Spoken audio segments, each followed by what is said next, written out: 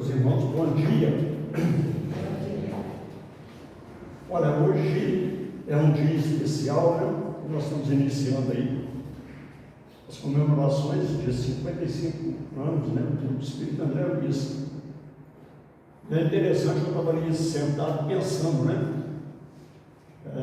Em 1973, uma noite de 1973, era proferida aqui a primeira palestra, a palestra inaugural, né, do nosso prédio.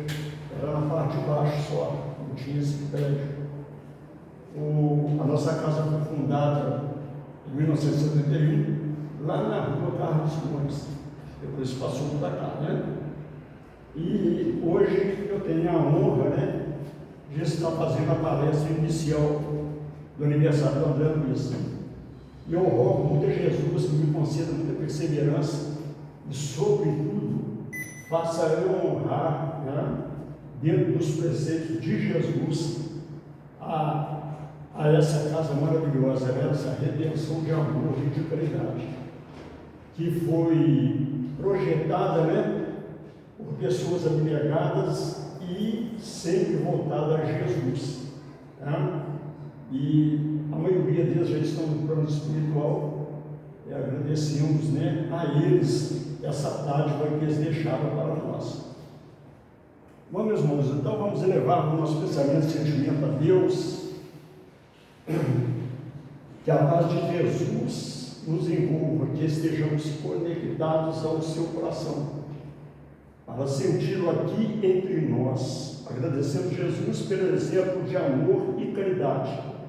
Pedimos que nos auxilie no entendimento da sua palavra, para aplicá-la em nossas ações diárias e sermos cada dia melhores, fortalecidos na fé e no amor que Ele nos ensinou.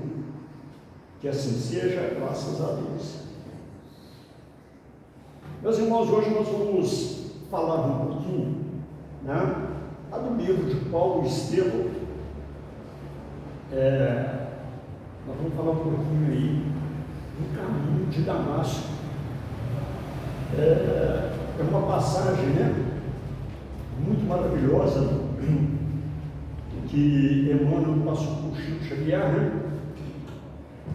Porque tem a principal desse texto, é a conversão de Paulo e, consequentemente, a sua entrega ao trabalho de Jesus, né? Mas antes eu gosto sempre de falar aquela linda frase da Madre Teresa de Calcutá, onde ela diz que nós não devemos deixar uma pessoa sair de nossa frente sem que ela se sinta melhor e mais feliz, né? Quisera Deus que nós colocássemos essa frase tão bonita em prática. Bom, meus irmãos, para a gente entender então esse capítulo 10, né, Caminho de Damasco, nós temos que ver um pouquinho aí, falar um pouquinho sobre Saulo, né? Saulo de Tarso, ele era um fariseu, ele era um devoto, por não dizer um perseguidor, nem implacável de cristão. Mas ele fazia isso porque ele não tinha conhecimento ainda, né?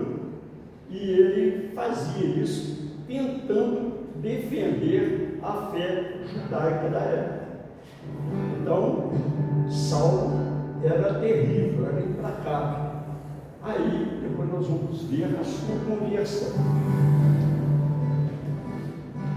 Bom, meus irmãos,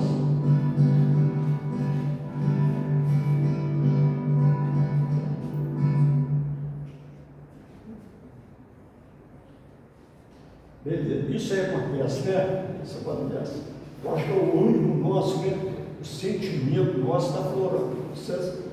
Bom, então qual era o propósito dessa viagem de Paulo? De Saulo, né? Ele não era ainda Paulo, né?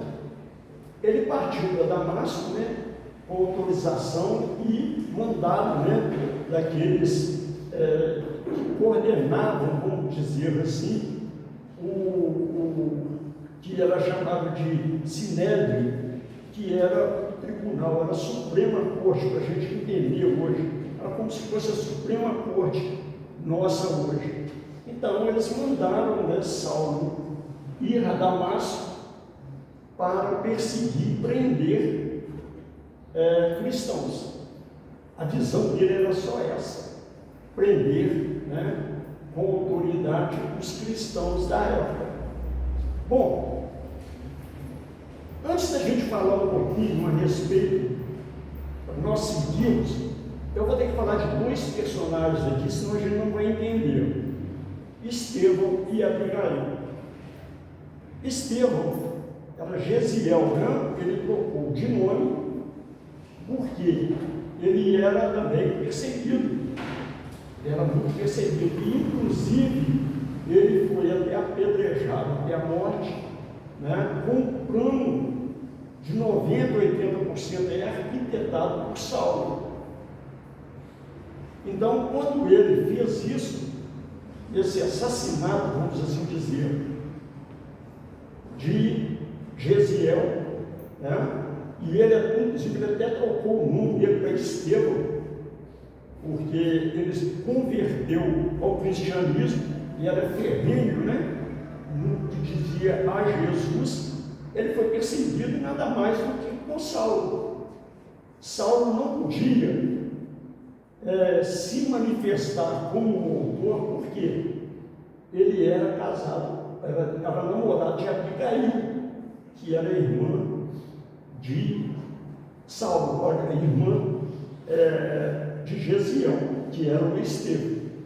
Bom, isso aí começou a tocar muito no coração, né, de Saulo, esse acontecimento, porque Abigail, a sua noiva, também não quis continuar com Saulo, porque ela também era cristã, acreditava em Jesus, e não achava conveniente, né, por outros motivos, permanecer, né, com Saulo. Aí o que ele acontece? Ele se separou, né, separaram, cada um seguiu o seu caminho, e Saulo desce o caminho de Damasco, mas ele já começou na mente dele, a concepção dele, na consciência dele, esses dois fatos: a morte de Estevão e a discórdia que ele teve, o término do noivado com Abigail. Isso parece, já foi algo divino, que tocou muito o coração dele, e ele ficou muito assim, emotivo com esse fato. E ele foi descer o caminho de Damasco, né, quando algo extraordinário, inesperado aconteceu. Uma luz muito forte bateu no rosto dele e ele não conseguiu enxergar, ele ficou cego. Aí ele cai no chão e ouve uma voz muito suave que disse para ele assim: Saulo, Saulo, por que me persegues? Você já deve ter visto, né, essa linda frase: Saulo, Saulo, por que me persegues? É interessante que Jesus hoje ainda fala essa frase para muitos de nós, né? Era quem? Jesus, né? Que questionava ele sobre as ações que ele fazia, as perversidades que ele fazia com os cristãos. Saulo olha, né, no sentido figurado, que ele não está enxergando mais, mas ele direciona o seu olhar ao céu e pergunta assim: quem és tu, Senhor? Pergunta Saulo: quem és tu? Jesus responde: eu sou Jesus, o Nazareno, a quem você me persegue. Olha que bonito, né? E os que estavam com ele, junto, né, com Saulo, viram a verdade através daquela luz. Mas ninguém entendeu nada do que estava se passando. Então disse: Senhor, que queres que eu faça? Meus irmãos, quando a gente procura qualquer denominações religiosas, a gente tem que sempre proferir essa palavra: Senhor, que queres que eu faça? Com certeza, o nosso trabalho vai aparecer, né? A nossa pequena ajuda vai fortalecer e vai aparecer para nós. E Jesus disse: levanta-te e vai a Damasco, onde se dirá tudo o que tem ordenado fazer. Então Jesus fala com ele, quando Saulo pergunta a ele: Senhor, o que queres que eu faça? Ele fala: dirija para Damasco, que lá você vai saber o que você tem que fazer. E assim, Saulo continuou o seu caminho, né? Porque somente em Damasco ele saberia o rumo, vamos dizer assim, que ele tomaria na sua vida. Bom, meus irmãos, aí, nessa chegada dele a Damasco, todos os valores que Saulo acreditava, como a arrogância, a prepotência, a violência, a maldade, ficou tudo no pó do caminho. Porque lá, para ele isso já era inútil, né? E lá em Damasco, ele encontra com Ananias. Esse lhe traz novamente a visão, restitui a visão para ele e leva ele ao encontro do seu destino, Jesus, né? Olha, meus irmãos, já Saulo convertido a Paulo, ele escreve a segunda carta, né, aos Coríntios, está lá em 5,14. Essa frase, ela é dinâmica, ela tem o poder de abrir o nosso coração. Olha só: pois o amor de Cristo nos constrange. As palavras de Paulo. O amor de Cristo nos constrange. Vamos fazer uma análise nisso? Se nós pegarmos o Evangelho de Jesus, estudar ele com o coração, a gente querer converter, a gente querer ser, né, um discípulo de Jesus, nós vamos entender por que Saulo fala que ele nos constrange. Como que nós estamos distante de Jesus? Várias léguas, vamos assim dizer. Quando a gente vê a trajetória de Jesus, nos 3 anos que ele ficou aqui, nos evangelizando, a gente tem um constrangimento. A gente pensa um pouquinho e fala assim: nossa, como eu tenho que melhorar. No primeiro quesito de amor, nós ainda não entendemos o amor de Jesus, porque nós somos seletistas, nós só escolhemos aquelas pessoas que a gente vai gostar dela. Segundo quesito, amor ao próximo. A gente só ama o próximo quando nós vamos ter alguma coisa em troca. Dificilmente a gente respeita o nosso próximo com os defeitos que ele tem. Nós queremos que ele seja uma pessoa melhor do que eu julgo ser. E terceiro, nós nunca chamamos o nosso irmão para sentar e conversar a respeito de tudo que acontece na nossa vida, se essa pessoa for do nosso meio. Nós não temos diálogo, meu irmão. Nós não temos. O diálogo nosso é o que nós entendemos, e é uma oposição, às vezes, ao nosso semelhante. É tipo eu desenhar um 9 na minha frente e perguntar para aquele que está na minha frente: isso é um 9? Ele vai dizer: não, são 6, porque na visão dele ele está vendo um 6. Então tem que respeitar isso. Então isso nos constrange ao que diz Paulo. Nós estamos muito aquém de Cristo. Agora nós vamos esmurecer com isso? Não. Nós vamos tentar fazer essa transformação que Saulo fez e passou a chamar Paulo.